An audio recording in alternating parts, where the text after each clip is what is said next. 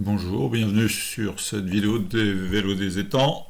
C'est la vidéo 3 sur 3 de test des aménagements cyclables réalisés par la ville d'Istres en 2022-2023. Alors pour ce test, il faut avoir en tête tout le réseau de pistes cyclables que la ville d'Istres s'est engagée à faire. La carte que vous avez sous les yeux est issue du magazine municipal. Et la piste qu'on va tester dans cette vidéo, c'est la piste en bleu, tout en haut de l'image. Alors, comme d'habitude, pour bien comprendre, je repars d'une image aérienne. Donc, je reprends la même que pour la piste de Félix Gouin, avec le nord à gauche. Et on peut représenter dessus donc la piste Radolfzell, déjà testée, et celle de Gouin, déjà testée aussi. Alors, la piste qu'on va tester, c'est celle qui est en vert sur l'image. On va la tester depuis le nord vers le sud. Donc depuis le rond-point de la route de Saint-Chamas, ou de la route du Delà, si on veut.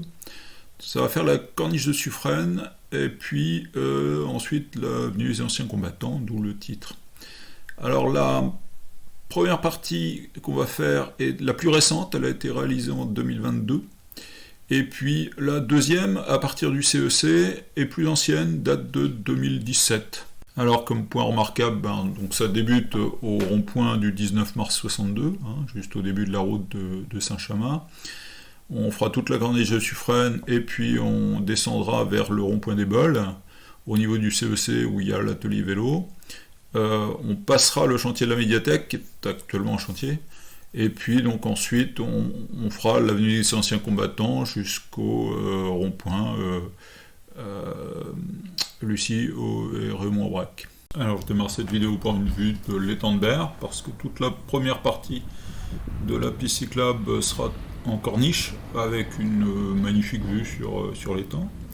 Alors on peut aussi voir le rond-point du 19 mars 62, et on démarre. Donc c'est une réalisation très récente, en bidirectionnel. Alors c'est une voie verte urbaine, partagée avec les piétons, un but clairement touristique pour toute cette première partie, avec les bancs sur le côté qu'on voit.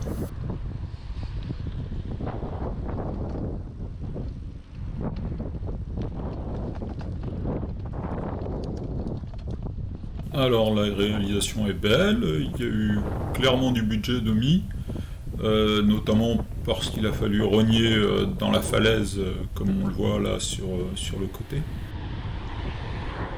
Alors on arrive sur le parking de la plage de la Romaniquette. La borne de cyclage qu'on a passée là est un problème parce qu'il y a souvent des voitures garées pour décharger les déchets et qu'il y a interaction. Ensuite là, donc je remonte le parking et donc je suis à contresens du dégagement des voitures. Ça interpelle, il y a beaucoup de parents avec des jeunes enfants qui n'osent pas prendre cette rue et roulent sur le trottoir de la gauche.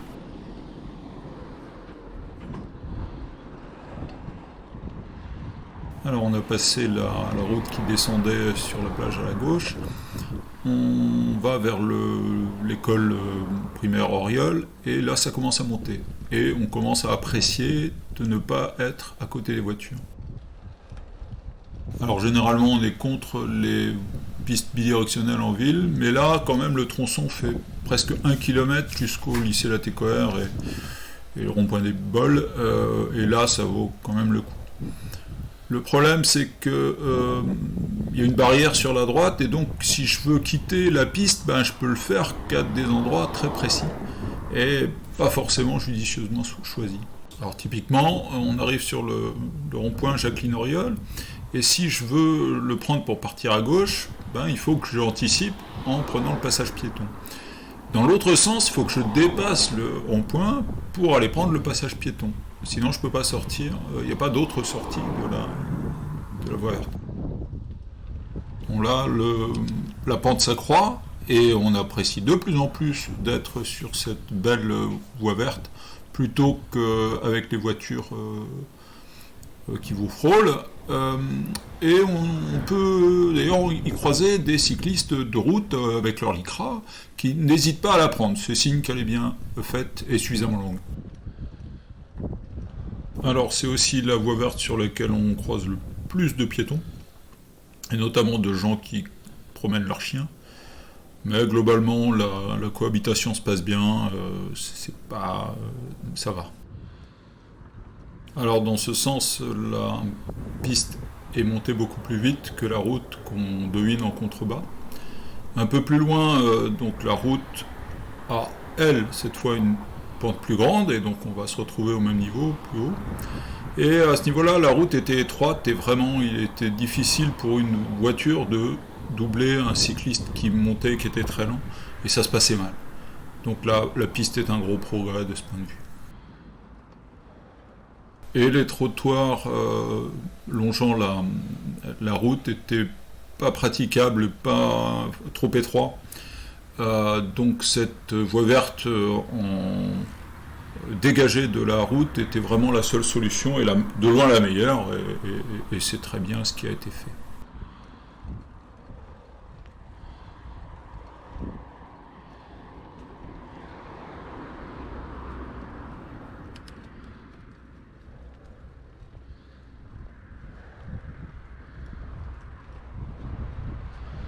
Alors on arrive en haut de la colline, on va arriver sur le lycée Latécoère, qu'on va devoir longer, vraiment en traversant le parking et puis ensuite en longeant les grilles, ce qui est moyen au moment où les élèves fument devant le lycée. Et là on passera à un moment où c'est calme.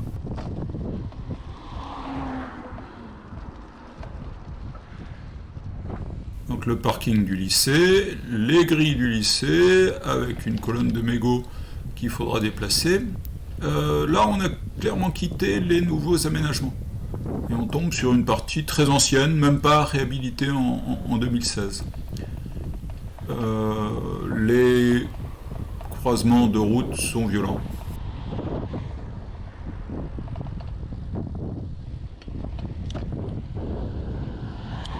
Donc on a entendu le vélo avoir mal. Là on passe la sous-préfecture, on descend vers le rond-point des Bols. Dans cette montée, il y a vraiment beaucoup d'élèves, soit qui montent, soit qui descendent, parce qu'on est entre le lycée et les arrêts de bus. Donc on arrive près du rond-point des Bols, et donc on attaque le CEC. C'est le rond-point qui débutait le test de la piste de Radolfzell. Donc nous, on va rester sur la piste de Suffren et donc pas aller avec les voitures. Donc je commence à longer l'heure de Radolfzell avec en point de mire le chantier de la médiathèque. Alors ce chantier, les piétons ou les cyclistes qui sont sur cette voie sont bloqués. Doivent soit traverser la route, soit contourner le chantier par la gauche. Moi, je vais traverser le chantier.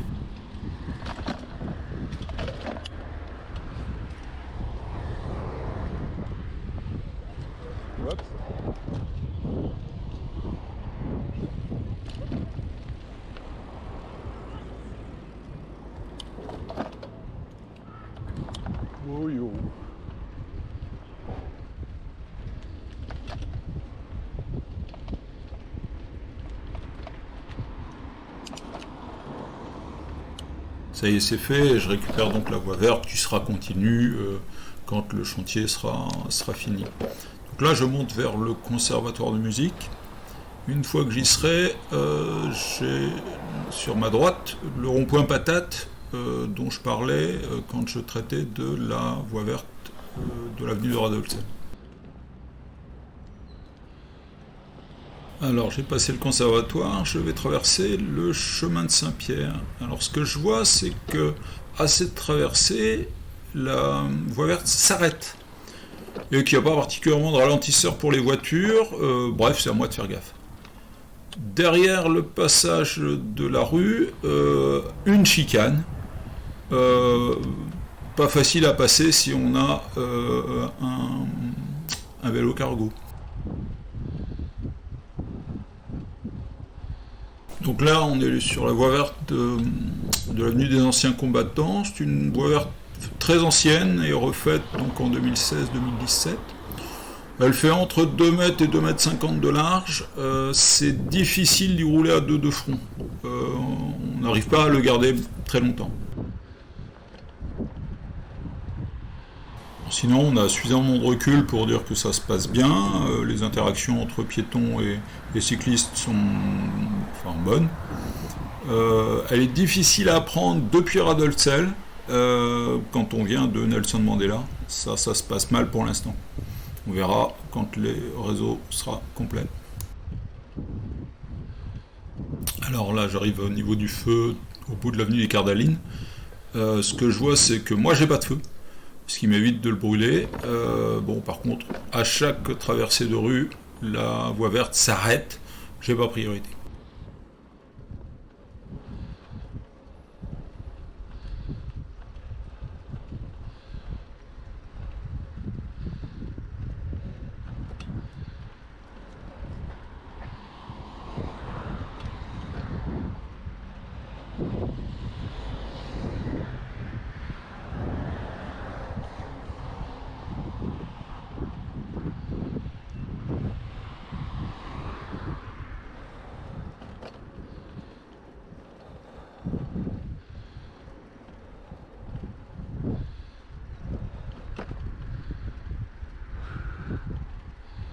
Alors là, je monte toujours en légère pente vers le carrefour des Pignes. Je vais devoir traverser l'allée des Heures Claires. Et là, la voie verte devient n'importe quoi. Enfin, elle disparaît pour devenir un trottoir tout à fait banal. Et le traversé du carrefour, c'est pas bon. Alors, il doit être théoriquement transformé en rond-point. On verra ce qu'ils feront à ce moment-là.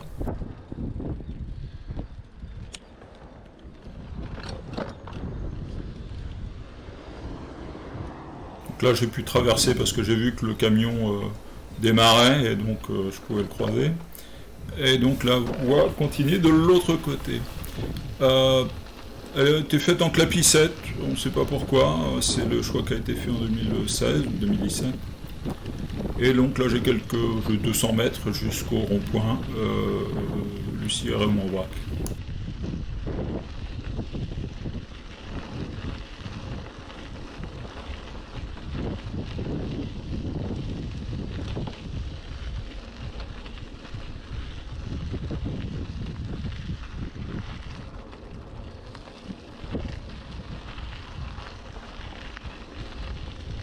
Donc là, à ma gauche, j'ai le rond-point Lucie et Raymond Aubrac, avec le début de la route pour Martigues, pour le Ranquet aussi.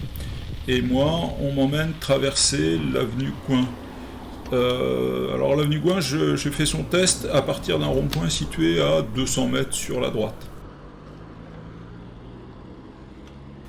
Bon, après avoir traversé Gouin, je vais continuer une centaine de mètres pour montrer le début de la contre-allée de la route de Martigues qui va vers la plaine des sports Audibert. C'est une plaine des sports vraiment populaire et pour les enfants. Elle mériterait d'être refaite pour que les enfants y aillent à vélo. Mais pour l'instant, c'est pas fait.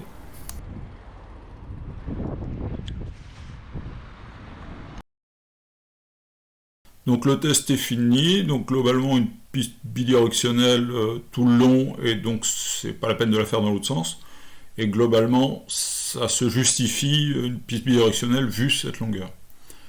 Voilà, merci d'avoir visionné cette vidéo. Vous pouvez nous suivre sur le blog ou sur Facebook, ou passer nous voir dans un de nos ateliers.